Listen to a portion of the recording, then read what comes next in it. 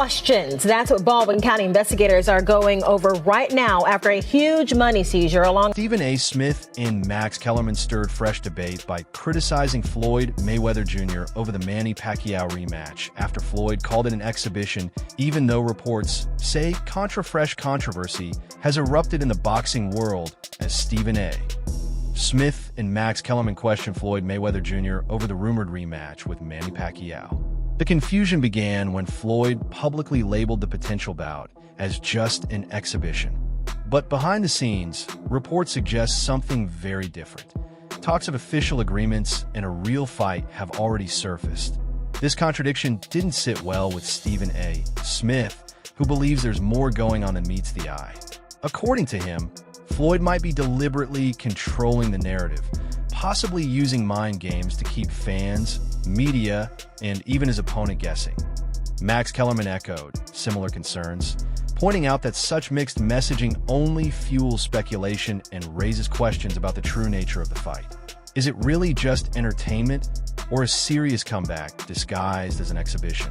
As the buzz continues to grow, fans are left wondering what Floyd's real strategy is. One thing is certain, when it comes to headlines, Mayweather knows exactly how to stay in control. That act was signed for a real fight. Stephen A. believes Floyd is intentionally playing mind games around the situation. 40s now, still fighting with these random people in random places. Yeah. For 5 million here, 10 million there. No, he's just a big spender. You can't spend like that, you know? Buy an original. We'd love to have you in the Dow. What? Invest in Prime, huh? Do something smart. Many analysts are now backing Stephen A. Smith's viewpoint, suggesting that Floyd Mayweather Jr. calling the rematch an exhibition might not be confusion at all. It could be a calculated strategy. Instead of giving a clear answer, Floyd's mixed signals are being seen as a deliberate attempt to spark controversy. By keeping the situation unclear, he may be drawing even more attention to the potential clash with Manny Pacquiao. Some experts believe this approach is classic Mayweather, turning uncertainty into hype. The more people debate whether it's a real fight or just. And it looks like he's filed a petition with the United States tax court saying that much of his money is tied up and cannot be easily converted into the cash that he needs to pay those taxes. And so for that reason, he's asking for a short-term installment agreement, and that's going to allow him more time to get the cash. Although the taxpayer has substantial assets, those assets are restricted and primarily illiquid. So the taxpayer has a significant liquidity event scheduled in about 60 days. The controversy really picked up when Floyd Mayweather Jr. suddenly labeled the rematch as an exhibition. That statement didn't just surprise fans. It directly conflicted with what Manny Pacquiao had been suggesting about the fight. What made things even more complicated was that promoters, broadcasters, and insiders were all expecting a legitimate competitive bout. Floyd's unexpected shift in tone threw everything into question. This disconnect created a wave of uncertainty. Was this a real fight being downplayed, or an exhibition being overhyped? No one seemed to have a clear answer, and that only deepened the speculation. With conflicting messages coming from different sides, serious doubts started to build, leaving fans unsure about what's actually happening behind the scenes.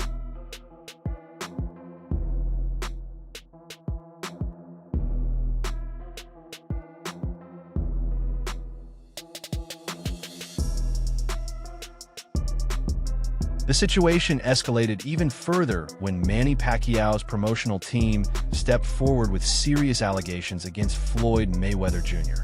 According to them, Floyd may have gone back on previously agreed terms. They claimed that multiple agreements had already been signed, clearly outlining the bout as a professional fight, not an exhibition. What makes this claim even more intense is their insistence that they have solid evidence to back it up. From digital records to official documents, Pacquiao's side suggests they're prepared to prove their case if needed. If these claims hold any truth, this could shift the narrative completely, turning what looked like simple promotion into a serious contractual dispute.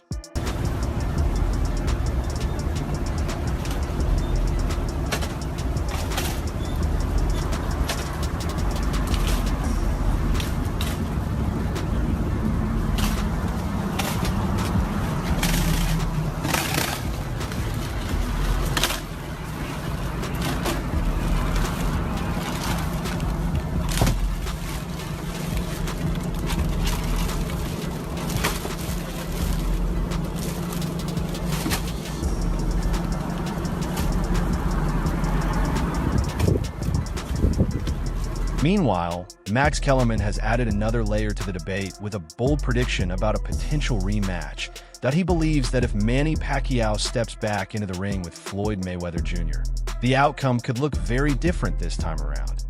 According to Kellerman, Pacquiao's recent activity level gives him a serious edge. His quick combinations, relentless pace, and constant pressure could create real problems for Floyd, especially if the fight turns into a high-tempo battle. The argument is simple. While Floyd is known for precision and defense, Pacquiao's aggression and speed might disrupt that rhythm in ways we haven't seen before. I'll show you a couple toys. They call this the $1 million garage. I know we're on television, Floyd, but I think it's necessary for me to say, damn. Well, we are on ESPN. These are sports cars. This is a sports network. This car costs $3.2 million. This Bugatti right here costs $1.6 million. You ain't seen these toys. I haven't seen these? No. What? Floyd, this is 7 cars, man. Silver, platinum, Miami, black LA, white Vegas. Yeah, in New York, I got my drivers. And you got your drivers in New York? Yeah. Why? Talk to me about why you make the decision to drive different colored cars in respective cities. Spoiled brat. Oh, just being a brat? Just being a brat. The 7 cars that you showed me. On the other side, Manny Pacquiao has made his stance crystal clear. He's actively pushing for an official rematch and has no interest in labeling it as an exhibition. For Pacquiao, this isn't about a show. It has to be a legitimate professional contest. That firm position puts him on a direct collision course with Floyd Mayweather Jr.'s current narrative. With both sides presenting completely different visions for the same fight, negotiations become far more complicated. Without a clear agreement on what the bout actually is, moving forward becomes a serious challenge. This growing divide is now one of the biggest obstacles standing in the way of the rematch fans have been waiting for.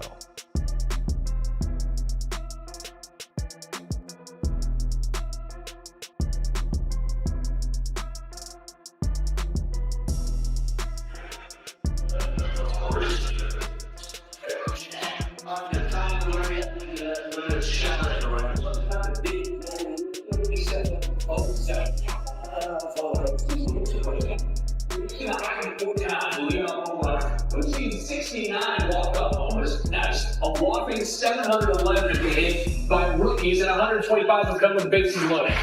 510 different players have left the yard, and we've seen... New reports have added even more intrigue to the situation surrounding Floyd, Mayweather Jr., and Manny Pacquiao. According to these claims, Floyd may have already received advance payments tied specifically to a professional bout. What makes this detail significant is that those payments were reportedly linked to official approvals, suggesting everything was initially structured as a legitimate fight. If that's the case, then rebranding the matchup as an exhibition could raise serious concerns.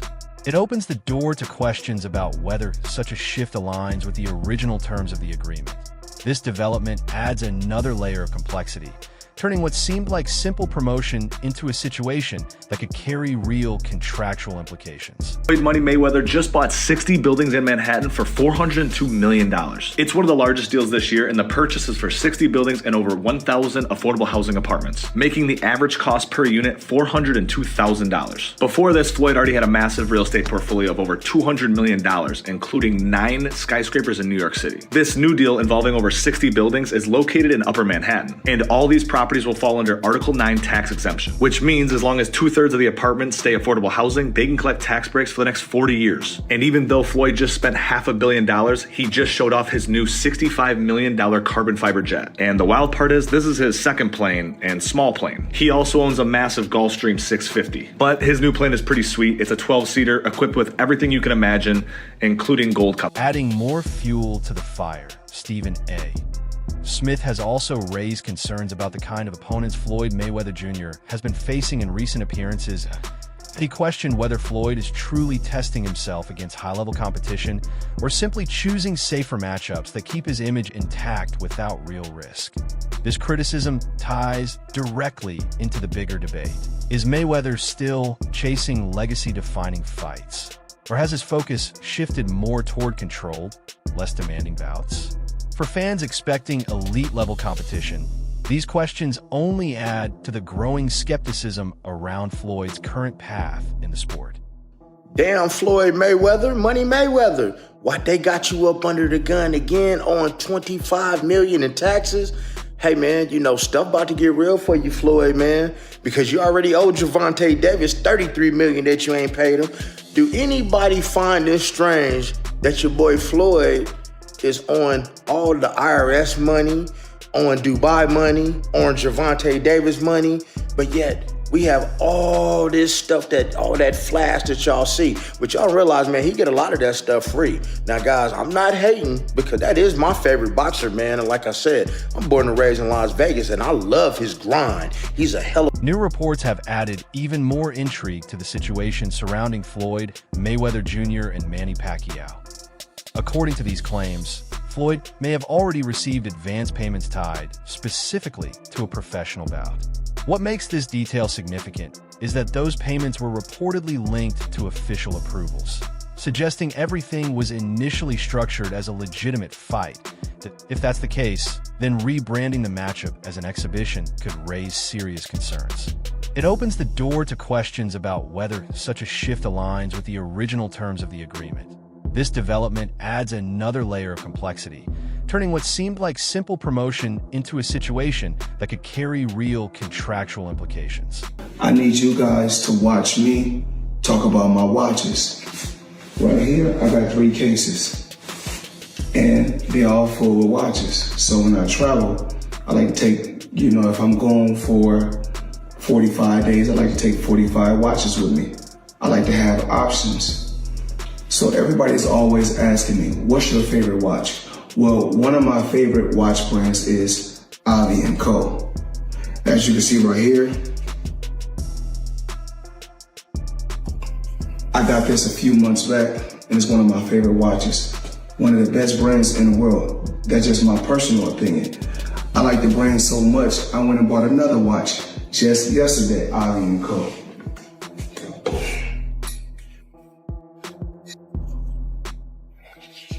As you can see, Avi & Co. Now, let's talk about watches, let's talk about jewelry, let's talk about a few things. I need you guys to watch me talk about my watches. So we'll set this to the side. Now, we want to give the people an appetizer or something light. So we give you 2 appetizers, then we give you a main course, just a few watches that I got while I travel. So check this out, we're gonna go here first.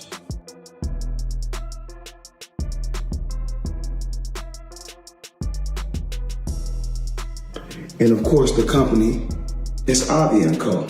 Crazy company. Now, I need you guys to come closer and check this out. So let me come to you guys. Adding more fuel to the fire, Stephen A. Smith has also raised concerns about the kind of opponents Floyd Mayweather Jr. has been facing in recent appearances. He questioned whether Floyd is truly testing himself against high-level competition or simply choosing safer matchups that keep his image intact without real risk. This criticism ties directly into the bigger debate. Is Mayweather still chasing legacy-defining fights? Or has his focus shifted more toward controlled, less demanding bouts? For fans expecting elite-level competition, these questions only add to the growing skepticism around Floyd's current path in the sport. Floyd Mayweather makes so much more money than all the other boxers. Stay until the very end because I reveal his #1 strategy that nobody talks about. Unlike other boxers, Mayweather has a different business model. He's the promoter himself, and his company Mayweather Promotions does all of the marketing, press conferences, sponsorships, and TV rights. He takes a whopping 50% of all the pay-per-view revenue and gets all the money from ticket sales, merch sales, and concessions. But his #1 strategy that makes him invincible, but first, make sure to follow me so you don't miss any content, is his ability to manage risk. His contract with Showtime Sports not only gives him guaranteed purses that bottom out at $32 million, but contractually states that his promotions company takes on none of the risk. So if a fight bombs and doesn't sell as many tickets or pay-per-view as expected, the network Showtime loses money, but Mayweather Promotions gets away completely unscathed. That is why there will never be another Floyd Mayweather. Yeah, I think it was like a $5 or $8 million 5-fight deal or something like that. You have to check the numbers, but he turned that down to start his own promotion.